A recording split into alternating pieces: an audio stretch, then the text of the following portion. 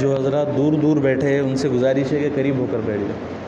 انشاءاللہ جڑ کر جم کر بیٹھیں گے تو بات کرنے میں بھی سہولت ہوں گی اور بات سننے میں بھی سہولت ہوں گی, ہے نا. جو بزرگ حضرات ہیں وہ بیٹھے ٹیک سے. الحمد للہ رب العالمین والصلاة والسلام على سید الانبیاء والمرسلین وعلى آلہ واصحابہ اجمعین. اما بعد, فقال الله تبارك وتعالى في كلامه المجيد والفرقان الحميد. أعوذ بالله من الشيطان الرجيم. بسم الله الرحمن الرحيم. لن ينال الله لحومها ولا دماؤها ولكن يناله التقوى منكم. صدق الله العظيم. وقال النبي صلى الله عليه وسلم حين سئل عن رسول الله صلى الله عليه وسلم وما الأضاحي يا رسول الله قال سنة أبيكم إبراهيم أو كما قال عليه الصلاة والتسليم. وقال الله تعالى في مقام آخر والفجر وليال عشر والشفع والوتر. صدق الله العظيم وصدق رسوله النبي الكريم. محترم عزیزوں اور دوستو, آج ذی الحجہ کی پہلی تاریخ ہے, یعنی حج کا مہینہ, قربانی کا مہینہ شروع ہو چکا ہے. اور سال کے 12 مہینوں میں اللہ رب العزت نے اس مہینے کو ایک خصوصی فضیلت عطا فرمائی, ایک خصوصی امتیاز اللہ رب العزت نے اس مہینے کو بخشا ہے. اس میں سب سے اہم اور سب سے فضیلت والا عمل جو ہے وہ قربانی والا عمل. ہم سب کو معلوم ہے, ہم سب جانتے ہیں کہ ہر سال 10 ذی الحجہ, 11 ذی الحجہ اور 12 ذی الحجہ یہ 3 دن قربانی کے ہوتے ہیں. اور ان 3 دنوں میں اللہ کو راضی کرنے کے لیے, اللہ کو خوش کرنے کے لیے جانوروں کو ذبح کیا جاتا ہے تاکہ اللہ کا قرب حاصل کیا جا سکے. تو صحابہ کرام رضی اللہ عنہم اجمعین نے نبی کریم صلی اللہ علیہ وسلم سے پوچھا کہ یا رسول اللہ وما الاضاحی, کہ یہ قربانی کیا ہے, یہ قربانی کیا ہے. اب وہ کیا صحابی وہ یہ جانتے نہیں تھے کہ جانور کو ذبح کرنے کا نام قربانی؟ سب جانتے تھے, یہ کوئی نیا عمل نہیں تھا. لیکن سوال پوچھنے کی منشا کیا تھی, سوال پوچھنے کی ضرورت کیا تھی؟ صحابی کا جو سوال تھا اس کی منشا یہ تھی کہ اس قربانی کی روح کیا ہے, اس قربانی کی روح کیا ہے. تو نبی کریم صلی اللہ علیہ وسلم نے جواب بھی اسی کے مطابق عطا فرمایا کہ قربانی سنت ابیکم ابراہیم, کہ یہ تمہارے والد حضرت ابراہیم علیہ السلام کی سنت ہے. یہ کس کی سنت ہے؟ حضرت ابراہیم علیہ السلام کی سنت ہے.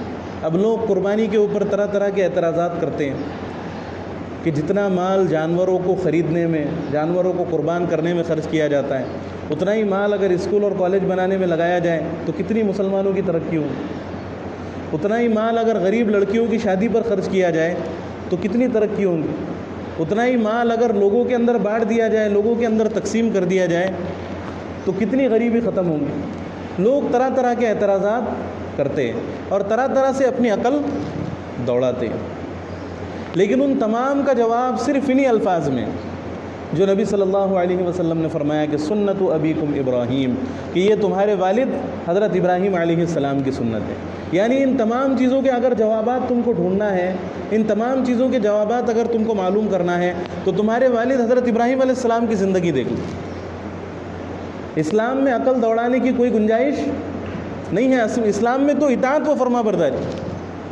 حضرت ابراہیم علیہ السلام کو جو حکم دیا گیا تو وہ جانور کو ذبح کرنے کا حکم نہیں تھا, بلکہ وہ اپنے بیٹے کو ذبح کرنے کا حکم تھا, اپنے بیٹے کو ذبح کرنے کا حکم تھا. اور بیٹا بھی ایسا جو بڑھاپے میں ہوا تھا, جو بڑھاپے میں ہوا تھا. اور ایک ہی بیٹا تھا اس وقت تک حضرت ابراہیم علیہ السلام کو, بڑھاپے میں ہوا تھا. حضرت ابراہیم علیہ السلام کئی سال تک دعائیں کرتے رہے, اللہ تعالیٰ سے مانگتے رہے رب ہب لی من الصالحین, رب هب لي من الصالحین، رب هب لي من الصالحین، کہ اے اللہ مجھے نیک صالح بیٹا عطا فرما، اے اللہ مجھے نیک صالح بیٹا عطا فرما۔ کئی منتوں کے بعد، کئی سالوں تک اللہ تعالیٰ کے سامنے رونے کے بعد پھر اللہ رب العزت نے حضرت اسماعیل علیہ السلام کی خوشخبری سنا، فبشرناہ بغلام حلیم، ہم نے ایک حلیم اور بردبار سمجھدار لڑکے کی حضرت ابراہیم علیہ السلام کو خوشخبری دی۔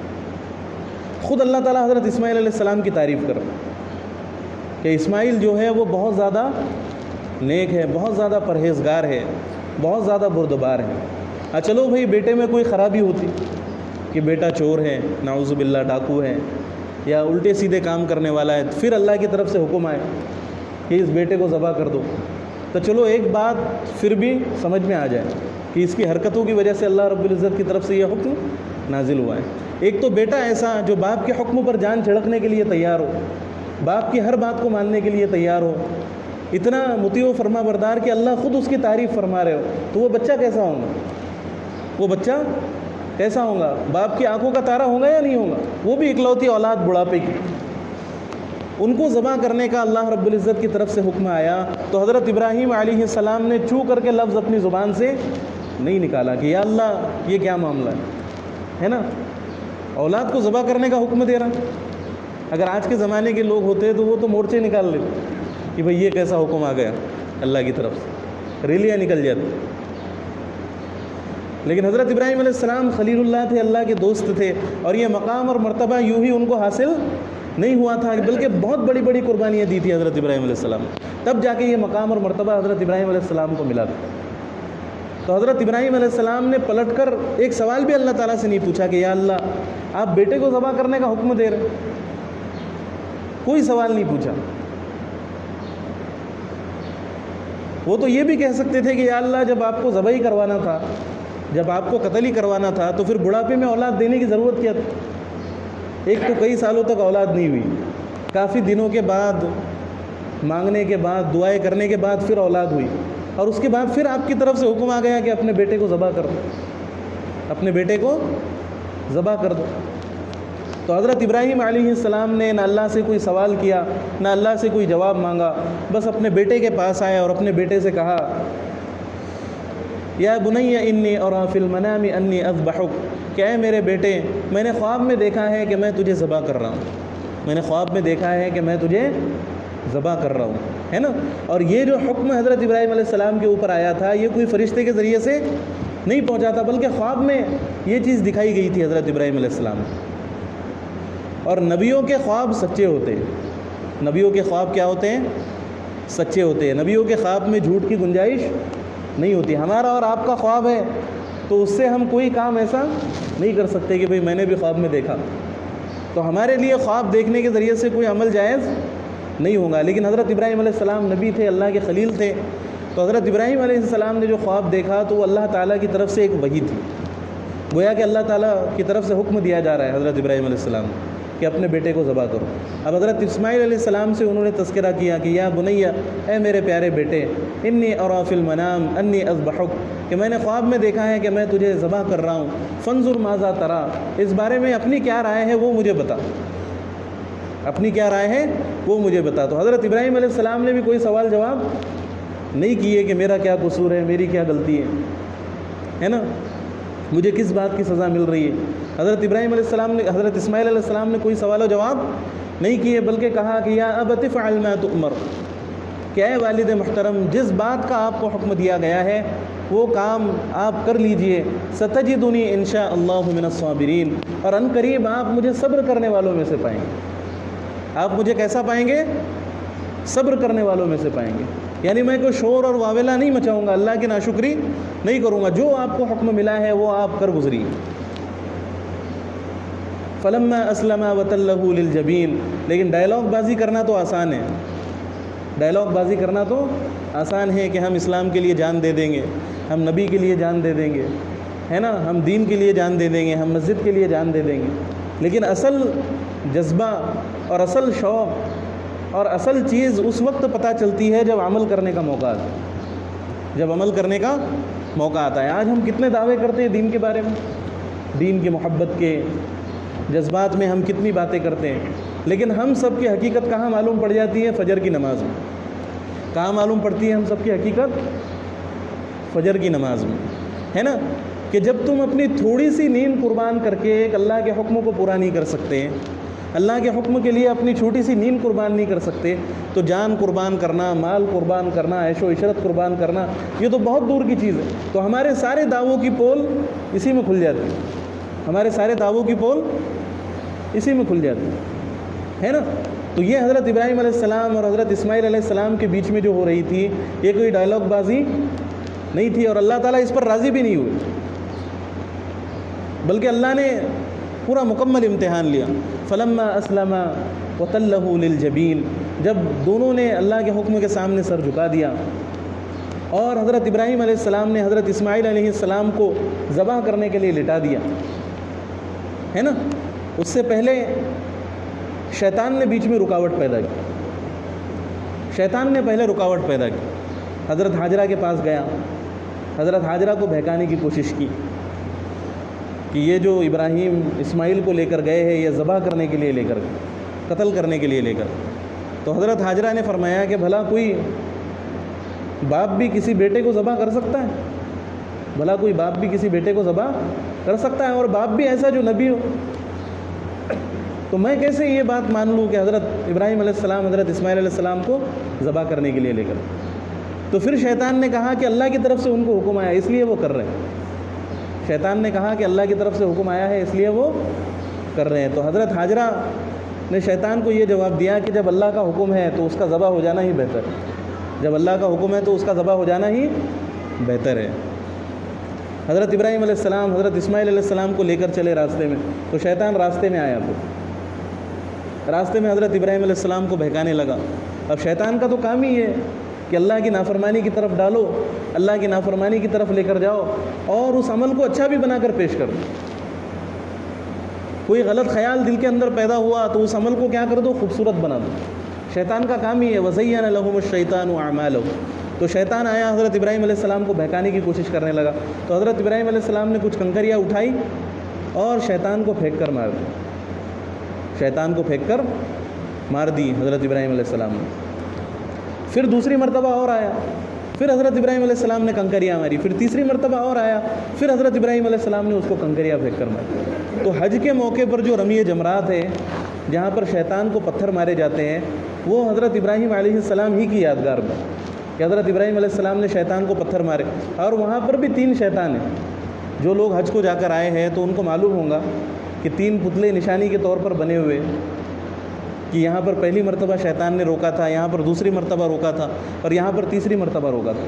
تو اللہ تعالیٰ کو حضرت ابراہیم علیہ السلام کا یہ عمل اتنا پسند آیا کہ اللہ رب العزت نے قیامت تک کے لیے اس عمل کو باقی فرما دیا، قیامت تک کے لیے اس عمل کو محفوظ فرما دیا کہ شیطان کتنا بھی بہکائے، لیکن حضرت ابراہیم علیہ السلام اللہ کے حکموں کو پورا کرنے کے لیے شیطان کے بہکاوے میں نہیں آئے، بلکہ کنکریاں مار کر حضرت ابراہیم علیہ السلام نے شیطان کو بھگایا۔ فلما اسلم وتلہ للجبین، پھر جب میدان میں پہنچے، وتلہ للجبین، پیشانی کے بل حضرت اسماعیل علیہ السلام کو لٹا دیا گیا، اور صرف لٹایا نہیں، الٹا کر کے حضرت اسماعیل علیہ السلام کو لٹایا تاکہ آنکھوں میں آنکھیں نہ ملے، باپ بیٹے کی طرف نہ دیکھے، تاکہ رحم اور ایک شفقت باپ کے اندر پیدا ہو جائے اور اللہ کا حکم پورا ہونے سے رک جائے۔ بلکہ چھری لی اور حضرت ابراہیم علیہ السلام حضرت اسماعیل علیہ السلام کی گردن پر چلانی بھی شروع کر دی، لیکن اللہ کو تو کچھ اور ہی منظور تھا، اللہ کو تو کچھ اور ہی منظور تھا۔ حضرت ابراہیم علیہ السلام چھری چلانے کی کوشش کر رہے ہیں، لیکن اللہ رب العزت کی طرف سے چھری کند کر دی گئی، اللہ رب العزت کی طرف سے چھری کند کر دی گئی۔ اب یہ فرشتے یہ منظر دیکھ رہے تھے، فرشتے یہ منظر دیکھ رہے تھے، اور وہ بھی پریشان حال تھے کہ یا اللہ تیرے بندے کی یہ کیسے آزمائی کہ ایک تو نے اتنے عرصے میں اولاد دی اور اس کے بعد یہ بندہ اپنی اولاد کو ذبح کر رہا ہے، وہ بھی پریشان تھے۔ تو جب اللہ رب العزت نے قربانی مانگی لیکن قربانی لی نہیں، وَفَدَيْنَاهُ بِذِبْحٍ عَظِيمٍ، اللہ تعالیٰ نے ایک ذبح عظیم حضرت ابراہیم علیہ السلام کے بدل میں ذبح کرنے کے لیے بھیج دیا۔ اب بہت سارے لوگ بولتے ہیں کہ بھائی جنت کا دمبا تھا، جنت کا بکرا تھا، یا جو بھی چیزیں ہیں، لیکن کسی بھی روایت میں یا قرآن مجید کے اندر یہ صاف نہیں کیا وَفَدَيْنَاهُ بِذِبْحٍ عَظِيمٍ کہ ہم نے ایک عظیم ذبیحہ حضرت اسماعیل علیہ السلام کے بدل میں اتار دیا، اس کے گردن پر وہ چھری چلی اور وہ ذبح ہوا، اور اس قربانی کو اللہ رب العزت نے قبول فرمایا۔ اب یہ فرشتے سارا منظر دیکھ رہے تھے، تو انہوں نے زور سے آواز لگائی، اللہ اکبر لا الہ الا اللہ واللہ اکبر۔ ان فرشتوں نے آواز لگائی، تو پھر حضرت ابراہیم علیہ السلام نے کہا کہ لا الہ الا اللہ واللہ اکبر۔ پھر فرشتوں نے کہا کہ اللہ اکبر وللہ الحمد۔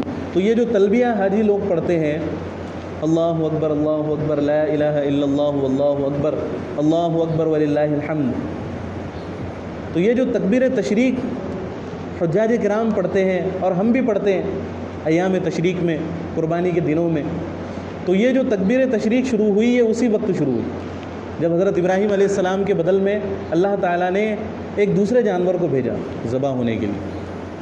پھر اللہ رب العزت نے فرمایا قد صدقت الرؤیا انا كذلك نجزی المحسنین، کہ اے ابراہیم تو نے تو خواب کو سچ کر کے دکھا دی، انا كذلك نجزی المحسنین، بے شک ہم نیک لوگوں کو ایسا ہی بدلہ عطا فرماتے۔ حضرت ابراہیم علیہ السلام اتنے بڑے امتحان کے اندر کامیاب ہو، کوئی اللہ سے سوال نہیں، کوئی اللہ سے جواب نہیں، کوئی اپنے عقل کے گھوڑے حضرت ابراہیم علیہ السلام نے نہیں دوڑائے، یا اللہ ایک معصوم بچے کی قربانی لے کر تیرا کیا فائدہ، کوئی حضرت ابراہیم علیہ السلام نے سوال و جواب نہیں کیا۔ تو اس لیے ہمیں بھی چاہیے کہ ہم بھی اللہ تعالیٰ کے حکم کو بے چیو چرا تسلیم کر لیں، بغیر کسی سوال و جواب کے تسلیم کر لیں۔ یہی اصل اطاعت و فرما برداری، یہی اصل اطاعت و فرما برداری۔ تو یہی اس کا جواب دیا گیا، قربانی کی مصلحتیں اور قربانی کی حکمتیں نہیں سمجھائی گئی، اور یہ جو قربانی کا عمل ہے اس کی حکمتیں اور مصلحتیں بھی بہت ساری، اگر ہم غور و فکر کریں تو دیکھو بہت سارے لوگ یہ اعتراض کرتے ہیں کہ جو قربانی کی جاتی ہے تو اس سے جانور ضائع ہو جاتے ہیں، اس سے کیا ہوتا ہے، جانور ضائع ہو جاتے ہیں۔ 3 ہی دن کے اندر جانوروں کی اتنی بڑی تعداد، اتنی کثیر تعداد ذبح کر دی جاتی ہے، اگر انہی جانوروں کو باقی رکھا جائے اور سال بھر غریبوں کو کھلایا جائے تو وہ سال بھر کا اسٹاک ہو سکتا ہے۔ یہ اعتراضات لوگوں کی طرف سے کیے جاتے ہیں، طرح طرح کے اعتراضات، لیکن ہم یہ دیکھیں مشاہدہ سب سے بڑی دلیل ہوتی ہے۔ مشاہدہ کیا ہوتا ہے؟ سب سے بڑی دلیل ہوتی ہے نا۔ ایک شخص یہ دعویٰ کر رہا ہے کہ بھئی تاج محل کا کلر سفید ہے، ایک شخص یہ دعویٰ کر رہا ہے کہ تاج محل کا کلر کیا ہے، لال ہے، اب وہ اپنی ایک دلیل پیش کر رہا ہے، یہ دوسرا اپنی ایک دلیل پیش کر رہا ہے، تو یہ کتنی بھی دلیلیں دے یہاں پر کوئی بھی جیتے، لیکن ایک شخص سے ہے وہ وہاں پر جا کر دیکھ لے، وہاں پر جا کر اپنی آنکھوں سے دیکھ لے کہ تاج محل کا کلر کیا ہے، تو اس کو ان دلیلوں کی ضرورت پڑے گی دیکھنے کے بعد۔ جو مشاہدہ ہے وہ سب سے بڑی دلیل ہے، جو چیز ہمیں نظر آ جائے تو اس کے لیے پھر دلیلوں کی ضرورت نہیں ہوتی ہے نا۔ میں یہاں پر بیٹھ کر بیان کر رہا ہوں تو اس میں کوئی شک و شبہ نہیں، کسی دلیل کی ضرورت نہیں ہے۔ آپ لوگ مسجد کے اندر بیٹھے ہیں تو اس میں کوئی شک و شبہ نہیں ہے، اس کے لیے کوئی دلیل کی ضرورت نہیں ہے۔ تو جو چیز ہم دیکھ لیں تو یہ ہمارے لیے سب سے بڑی دلیل ہوتی۔ اب قربانی کتنے سالوں سے ہو رہی ہے؟ آج سے تو نہیں ہو رہی 8 سال سے 10 سال سے، بلکہ جب سے اسلام آیا 1400 سال سے قربانی ہو رہی ہے، لاکھوں کروڑوں جانور ہر سال ذبح کیے جا رہے ہیں۔ تو 1400 سال کا عرصہ گزر گیا، تو اگر ان کی بات سچی ہوتی تو ابھی تک تو جانوروں کا شارٹیج ہو جانا چاہیے تھا، ابھی تک تو سارے جانور ختم ہو جانے چاہیے تھے، ہے نا۔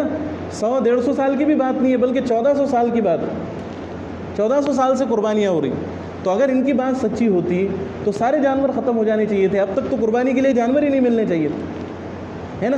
لیکن ایسا نہیں ہے، بلکہ جتنے جانور ہر سال کٹتے ہیں اس سے کئی گنا زیادہ مقدار میں اللہ رب العزت دوسرے سال میں عطا فرما دیتے، دوسرے سال میں مل جاتا ہے۔ بلکہ جن جانوروں کی قربانی دی جاتی ہے ان جانوروں میں اللہ کی طرف سے برکت ہوتی، ان جانوروں میں کیا ہوتی ہے؟ اللہ کی طرف سے برکت ہوتی۔ دیکھو ایک مثال لو اس کی کہ ایک کتیا ہے، وہ کتنے بچے پیدا کرتی؟ 8 بچے پیدا کرتی ہے نا۔ اور ایک بکری ہے، اس کے کتنے بچے پیدا ہوتے ہیں؟ 2 بچے یا 3 بچے پیدا ہوتے ہیں، لیکن ہمیں کتے زیادہ نظر آتے ہیں یا بکریاں زیادہ نظر آتے ہیں؟ بکریاں زیادہ نظر آتی ہیں، کتے ہمیں زیادہ نظر نہیں آتے۔ تو اس کی وجہ یہ ہے کہ کتوں کے اندر اللہ تعالیٰ نے برکت نہیں رکھی ہے، بلکہ بکروں کے اندر اللہ رب العزت نے برکت رکھی ہے، اس لیے ان کی نسل میں اضافہ کہ قربانی کے دنوں میں بھی کاٹے جا رہے ہیں، سال بھر بھی کاٹے جا رہے ہیں، لیکن کوئی کمی ان کے اندر واقع نہیں ہوتی۔ تو یہ اعتراض ہی فضول ہے جو اعتراض کیا جا رہا ہے۔ اور بھی طرح طرح کے اعتراضات ہیں، اگر ان اعتراضات کا جواب دیا جائے تو شیطان کبھی بھی ہمارا پیچھا نہیں چھوڑیں گے۔ تو بس ہم یہ سمجھ لیں کہ اسلام کا نام اللہ کی اطاعت و فرما برداری۔ یہاں پہ کیا فرمایا اللہ تعالیٰ نے؟ فلما اسلما، جب وہ دونوں اسلام لے آئے۔ اسلام کا مطلب کیا ہے؟ اللہ کے حکم کے سامنے سر جھکا دینا، اپنی عقل کے گھوڑے اللہ کے حکم کے سامنے نہ دوڑانا، یہ اسلام کا حکم ہے۔ تو بس ہم اپنی عقلی گھوڑے نہ دوڑاتے ہوئے قربانی کے حکم کو بلا چو و چرا تسلیم کریں، اور اس میں حکمتیں بھی بے شمار ہیں، اس میں حکمتیں بھی بے شمار ہیں، ہے نا؟ لیکن ہمارے معاشرے میں قربانی کرنے کا جو طریقہ رائج ہے وہ غلط ہے۔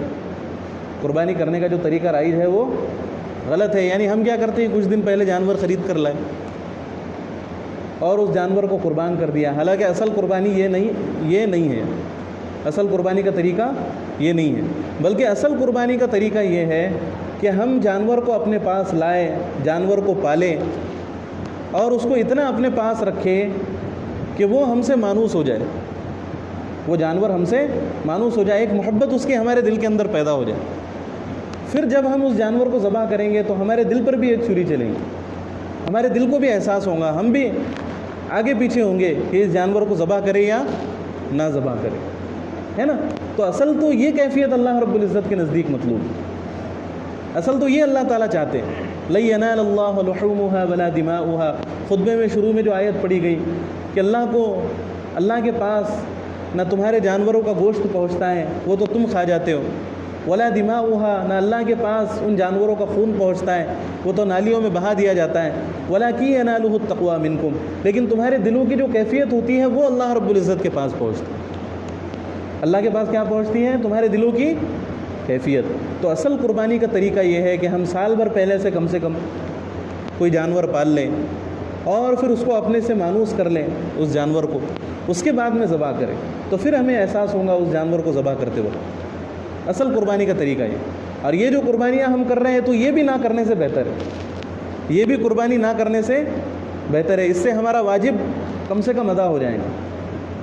قربانی نہ کرنے کے اوپر بہت وعید ہیں، گزشتہ ہفتے بھی یہ بات آئی تھی کہ قربانی کن لوگوں کے اوپر فرض ہے، لیکن آج دوہرا دوں اس بات کو مختصر انداز میں، ہے نا؟ کہ جو شخص صاحب نصاب ہے، جس کے پاس 52.5 تولہ چاندی کے بقدر ضرورت سے زائد مال موجود ہے، قرض کو مائنس کرنے کے بعد، قرض کو الگ کرنے کے بعد، تو اس کے اوپر قربانی واجب ہے، اس کے اوپر قربانی کیا ہے؟ واجب ہے۔ اب 52.5 تولہ چاندی کی مقدار مارکیٹ سے پتہ کر لو، تقریباً 35,000 یا 40,000 کے اندر 52.5 تولہ چاندی کی مقدار ہوں گی۔ اب جس کے پاس بھی اتنا مال موجود ہے تو اس کے اوپر قربانی کرنا واجب ہے، اس کے اوپر قربانی کرنا کیا ہے؟ واجب ہے نا؟ تو جن کے پاس اتنا مال موجود ہے وہ ضرور قربانی کرے، کیونکہ قربانی نہ کرنے کے اوپر بہت وعید ہے، اور سب سے بڑی وعید جو نبی کریم صلی اللہ علیہ وسلم نے بیان فرمائی، ناراضگی کا اظہار فرمایا نبی صلی اللہ علیہ وسلم کہ مَن وَجَدَ سَعَةً لِأَن يُضَحِّيَ فَلَمْ يُضَحِّ فَلَا يَقْرَبَنَّ مُصَلَّانَا، کہ جو شخص اس بات کی استطاعت رکھتا ہو کہ قربانی کرے لیکن پھر بھی وہ قربانی نہیں کرتا تو وہ ہماری عیدگاہ کے قریب بھی نہ آئے، وہ ہماری عیدگاہ کے قریب بھی نہ آئے۔ گویا کہ اللہ کے نبی صلی اللہ علیہ وسلم نے اسے مسلمانوں سے خارج قرار دیا کہ جب تم قربانی نہیں کر سکتے تو پھر ہماری عیدگاہ کے قریب بھی مت پھٹکو، ہماری عیدگاہ کے قریب بھی مت آؤ۔ تو یہ سب سے بڑی وعید ہے کہ نبی صلی اللہ علیہ وسلم نے ناراضگی کا اظہار فرمایا، یہاں تک کہ عیدگاہ پر آنے تک سے منع فرما دیا نبی صلی اللہ علیہ وسلم نے۔ تو جن لوگوں کے اوپر قربانی واجب ہے وہ لوگ ضرور قربانی کریں، وہ لوگ ضرور قربانی کریں۔ اور آج ذی الحجہ کی پہلی تاریخ ہے تو اس کے متعلق بھی کچھ احکام ہیں۔ اللہ تعالیٰ نے سورہ فجر کی ابتدائی آیت میں ارشاد فرمایا کہ والفجر ولیال عشر، کہ فجر کے وقت کی قسم، ولیال عشر، اور 10 راتوں کی قسم۔ تو ایک تو فجر کے وقت کی قسم کھائی گئی اور 10 راتوں کی قسم کھائی گئی۔ تو مفسرین نے لکھا ہے کہ ان 10 راتوں سے مراد عشرہ ذی الحجہ کی 10 راتیں، ان 10 راتوں سے کیا مراد ہیں؟ عشرہ ذی الحجہ کی 10 راتیں۔ تفسیر ابن عباس میں حضرت عبداللہ ابن عباس رضی اللہ عنہ کا بھی یہی قول نقل کیا گیا کہ یہ عشر ذی الحجہ کی 10 راتیں، یعنی پہلی تاریخ سے 10ویں تاریخ تک. اور حدیث مبارکہ کے اندر آتا ہے کہ اس کی ایک رات میں جاگ کر عبادت کرنا شب قدر میں عبادت کرنے کے برابر. کتنی فضیلت ہے اس کی؟ ایک رات میں جاگ کر عبادت کرنا شب قدر میں عبادت کرنے کے برابر اس کی فضیلت ہے. اور ایک حدیث مبارکہ کے اندر ہے کہ ان 10 دنوں کے جو اعمال انسان کرتا ہے اس سے انسان کا کوئی بھی عمل آگے نہیں بڑھ سکتا. صحابہ اکرام نے پوچھا کہ یا رسول اللہ کیا جہاد بھی اس سے آگے نہیں بڑھ سکتا؟ تو اللہ کے نبی صلی اللہ علیہ وسلم نے فرمایا کہ کوئی شخص جہاد کے لیے اپنا مال بھی لے کر جائے اور اپنی جان بھی لے کر جائے اور اپنی جان بھی گوا دے اور اپنا مال بھی گوا دے تو صرف وہ شخص عشر ذی الحجہ میں عمل کرنے والے سے بڑھ سکتا ہے. اس کے علاوہ کوئی عمل عشر ذی الحجہ میں عمل کرنے سے بڑا ہوا نہیں ہے نا. تو اس کی دنوں کی بھی بہت فضیلت ہے، اس کی راتوں کی بھی بہت فضیلت ہے. راتوں کی فضیلت تو شب قدر کے برابر ہے، اور دن میں روزے رکھنے کی بھی فضیلت ہے. دن میں روزے رکھنے کی بھی فضیلت ہے. اس کی فضیلت کے متعلق آتا ہے کہ جو شخص ذی الحجہ کے 10 دنوں میں روزہ رکھتا ہے تو اسے ایک روزے کے بدلے میں اللہ رب العزت 1 سال کے روزوں کا ثواب عطا فرماتے ہیں. کتنے سال کے روزوں کا ثواب عطا فرماتے ہیں؟ 1 سال کے روزوں کا ثواب عطا فرماتے ہیں. تو یہ موقع ہے اللہ کی طرف سے کمائی کرنے کا، اللہ کی طرف سے اجر و ثواب حاصل کرنے کا، اور ہم سب رکھ سکتے ہیں آسانی کے ساتھ. اللہ تعالیٰ سے دعا ہے کہ اللہ تعالیٰ ہم سب کو نفل روزے رکھنے کی توفیق عطا فرمائے. اور عرفہ کا روزہ ہے 9 ذی الحجہ کا، اس کی خصوصی فضیلت 9 ذی الحجہ کا جو روزہ ہے اس کی فضیلت میں آتا ہے کہ 1 سال کے روزے رکھنے کا ثواب تو ملے گا ہی، لیکن اس کا روزہ رکھنے سے اللہ تعالیٰ پچھلے 1 سال کے گناہ بھی معاف فرما دیں گے اور آئندہ آنے والا جو 1 سال ہے اس کے گناہ بھی اللہ رب العزت معاف فرما دیں گے. تو اتنی زیادہ فضیلت ہے 9 عرفہ کی، 9 ذی الحجہ کی، عرفے کے دن کی، ہے نا. تو ہم سے جتنا بھی ہو سکے ہم کرنے کی کوشش کریں.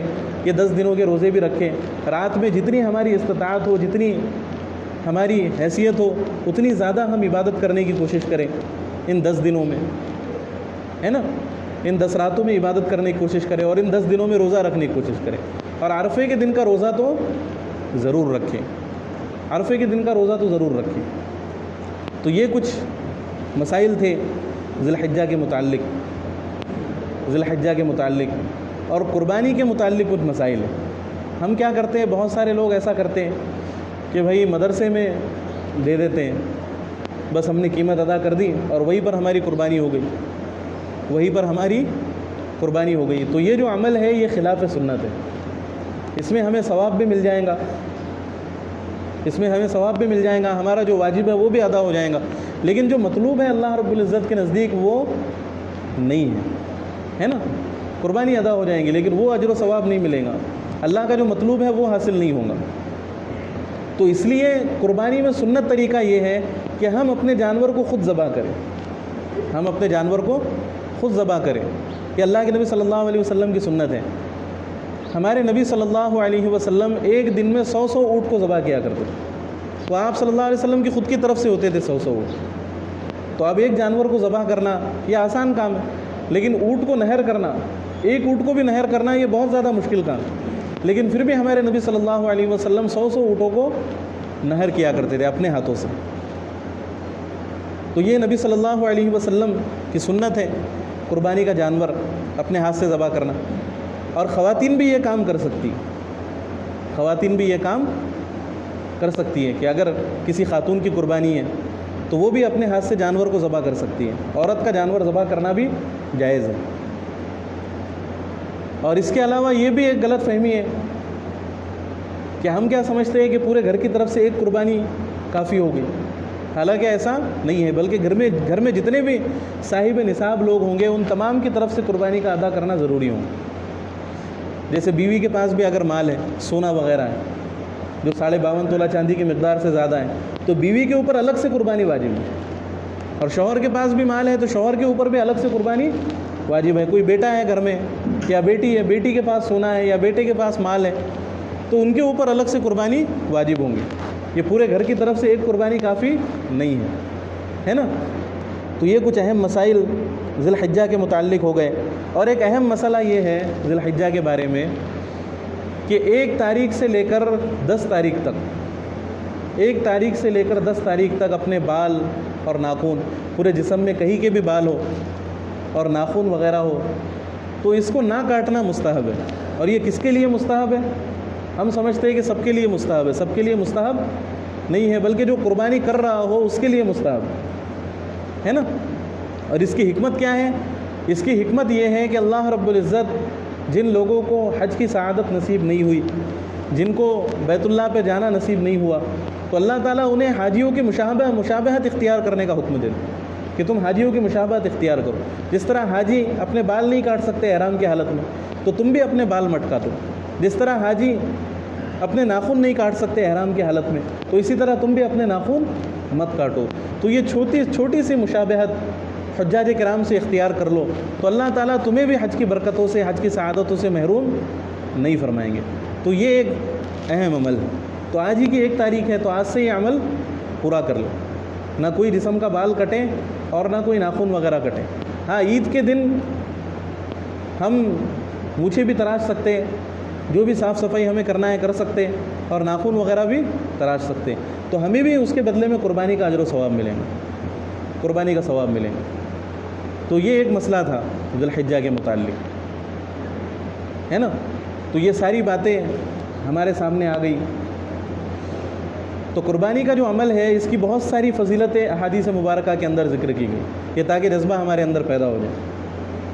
ایک تو صحابہ اکرام نے پوچھا کہ یا رسول اللہ وما الاضاحی، یہ قربانی کیا ہے؟ تو اللہ کے نبی صلی اللہ علیہ وسلم نے فرمایا سنت ابیکم ابراہیم، کہ تمہارے والد حضرت ابراہیم علیہ السلام کی سنت ہے. پھر صحابہ اکرام نے پوچھا کہ وما فیہا یا رسول اللہ، کہ اس کے اندر ہمارے لیے کیا ہے اے اللہ کے رسول صلی اللہ علیہ وسلم؟ تو اللہ کے نبی صلی اللہ علیہ وسلم نے فرمایا کہ بکل شعرۃ حسنۃ، کہ جس جانور کو تم قربان کر رہے ہو اس جانور کے ہر بال کے بدلے میں 1 نیکی ملے گی. ہر بال کے بدلے میں کتنی نیکیاں ملیں گی؟ 1 نیکی ملے گی.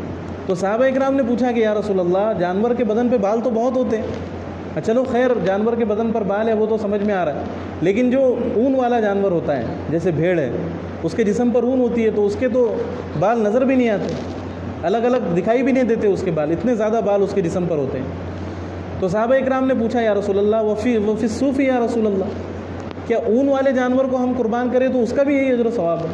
تو صحابہ اکرام نبی کریم صلی اللہ علیہ وسلم نے فرمایا کہ وفی الصوف بکل شعرۃ حسنۃ، کہ اگر تم اون والے جانور کو ذبح کرو تو اس کے بھی ہر بال کے بدلے میں اللہ تعالیٰ تمہیں 1 نیکی عطا فرمائے گی، ہے نا. ایک فضیلت تو یہ ہے قربانی کرنے کی. اور دوسری فضیلت قربانی کرنے کی یہ ہے کہ جو بھی جانور ہم قربان کرتے ہیں تو وہ قیامت کے دن ہمارے لیے پل صراط کی سواری بنے گا. وہ جانور کیا بنے گا ہمارے لیے؟ پل صراط کی سواری بنے گا. حضرت عائشہ رضی اللہ عنہا کی روایت ہے کہ حضرت عائشہ رضی اللہ عنہا فرماتی ہے کہ قربانی کے دنوں میں اللہ تعالیٰ کے نزدیک خون بہانے سے زیادہ کوئی عمل محبوب نہیں ہے نا. اور جو بھی جانور تم ذبح کرتے ہو تو وہ جانور قیامت کے دن اپنے سینگوں کے ساتھ، اپنے خروں کے ساتھ، اس سے بتانے کا مقصد یہ ہے کہ اپنے پورے جسم کو لے کر حاضر ہوں گے، اس کا کوئی بھی باڈی پارٹ ضائع نہیں ہوگا، اور وہ تمہارے لیے پل صراط پر سے گزرنے میں آسانی کا ذریعہ بنے گا، تم اس کی سواری کر سکو گے، ہے نا. اور تیسری فضیلت یہ بیان فرمائی گئی قربانی کی، تیسری فضیلت یہ بیان فرمائی گئی کہ جو شخص قربانی کرتا ہے تو اس قربانی کے جانور کا خون کا قطرہ زمین پر گرنے سے پہلے اللہ تعالیٰ اس بندے کی مغفرت فرما دیتا ہے، اس بندے کے تمام گناہوں کو معاف فرما دیتا ہے. تو یہ تیسری فضیلت ہے قربانی کی. اور بھی بہت سارے بے شمار فضائل ہیں حدیث کی کتابوں میں موجود ہیں بہت سارے فضائل، ہے نا. تو اس لیے قربانی کے معاملے میں ہمیں کبھی بھی پیچھے نہیں ہٹنا چاہیے، اور ہماری کوشش یہ ہونی چاہیے کہ ہم جو قربانی کریں وہ اخلاص کے ساتھ کریں. دیکھو اخلاص کے بغیر کوئی عمل قابل قبول نہیں ہے. اگر ہم بڑے بڑے جانور خرید کر لائیں گے، لاکھوں روپے قربانی میں لگائیں گے، لیکن اگر ہماری نیت دکھاوے کی ہوں گی کہ دیکھو میں نے محلے میں سب سے بڑا جانور لے کر آیا ہے نا، تو اللہ کے نزدیک اس جانور کی کوئی قیمت نہیں ہے. ہم قربانی کر بھی دیں گے لیکن اس کا رتی برابر بھی اجر و ثواب نہیں ملے، بلکہ الٹا گناہ ملے. تو اس لیے شو آف کی نیت نہ ہو، دکھاوے کی نیت نہ ہو، بلکہ ہم جیسی ہماری استطاعت ہے، جتنی حیثیت ہے اس کے مطابق جانور خریدیں، اور جانور خریدنے کے بعد خالص اللہ کی رضا کے لیے. اسی لیے تو قربانی سے پہلے کی دعا ہے کہ انی وجہت وجہی للذی فطر السماوات والارض حنیفا وما انا من المشرکین، کہ میں نے اپنے چہرے کا رخ اس ذات کی طرف پھیرا جس نے زمین و آسمان کو طرف پھیرا، اور میں اپنے رخ کو پھیرنے میں کوئی غیر مخلص نہیں ہوں، بلکہ میں اخلاص کے ساتھ اللہ کی طرف اپنے رخ کو پھیرتا ہوں۔ وما انا من المشرکین، اور میں اللہ کے ساتھ کسی کو شریک کرنے والا نہیں ہوں۔ پھر یہ دعا پڑھ کے جانور کو ذبح کرنا ہے تاکہ اخلاص پیدا ہو جائے، تاکہ ہمارے اندر اخلاص پیدا ہو جائے، ہے نا۔ تو اس دعا کے اگر ہم مطلب کو بھی سمجھ لیں اور اس دعا کے مطلب کو اگر ہم سمجھ کر پڑھیں، اپنے جانور کو ذبح کریں، تو انشاءاللہ ہماری قربانی میں اور بھی زیادہ خلوص پیدا ہوں گے، اور بھی زیادہ اخلاص پیدا ہوں گے۔ اللہ تعالیٰ سے دعا ہے کہ اللہ تعالیٰ جتنی باتیں کہی گئی، جتنی باتیں سنی گئی، ان تمام باتوں پر ہم سب کو عمل کرنے کی توفیق عطا فرمائے۔ جن حضرات کی سنتیں باقی ہے وہ ذرا سنتیں پڑھیں۔